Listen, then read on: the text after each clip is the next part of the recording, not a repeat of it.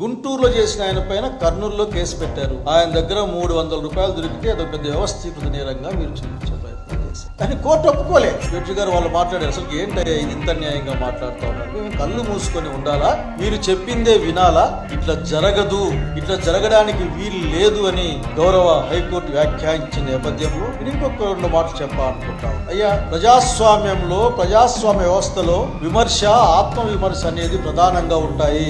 ఊరికే మీరు చెప్పిందంతా అమలు చేయడానికి ఈ వ్యవస్థ అవసరం లేదు, ఇంకొక వ్యవస్థని ఏర్పాటు చేసుకోవచ్చు. కానీ భారత రాజ్యాంగం ఈ దేశంలో ప్రజాస్వామ్యాన్ని, ప్రజల కోసం సంపూర్ణమైన స్వేచ్ఛ హక్కులు కలిగి ఉన్న రాజ్యంలో ఉండాలనే స్ఫూర్తితోనే పనిచేస్తున్న విషయాన్ని గమనించమని కోరుతా ఉన్నా మిమ్మల్ని. మీరు అసలుకి చాలా చిన్న కేసు, బిలో 7 years శిక్ష పడే కేసులు ఏవైనా ఉంటే పోలీస్ స్టేషన్లోని మీరు బెయిల్ ఇవ్వండి అని చెప్పారు. అట్లాగే ముందు అసలు నోటీస్ ఇవ్వండి అని అడిగారు.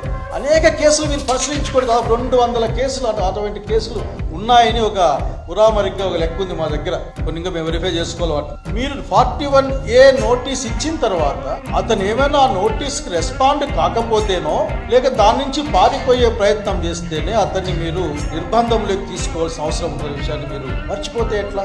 ఎవరిని ఏమన్నా ఆఖరికి హైకోర్టు కూడా దాన్ని గమనించి చెప్పినట్లు నేను చూశాను కొన్ని చోట్ల. ఎవరి కోసమో, ఎవరి మెప్పుదల కోసమో, రాజ్యాంగానికి వ్యతిరేకంగా, పోలీస్ మాన్యువల్కి వ్యతిరేకంగా, లేక సంబంధిత ప్రొసీజర్స్ అమలు చేయకుండా ఉంటే ఫైనల్ గా అందులో ఇరుక్కుపోయేది మీరే. ఎవరు పట్టించుకొని హైకోర్టు వ్యాఖ్యానించారు నేను చూశాను. Subject to correction. మీరు ఎందుకు ఆ ప్రయత్నం చేయరు?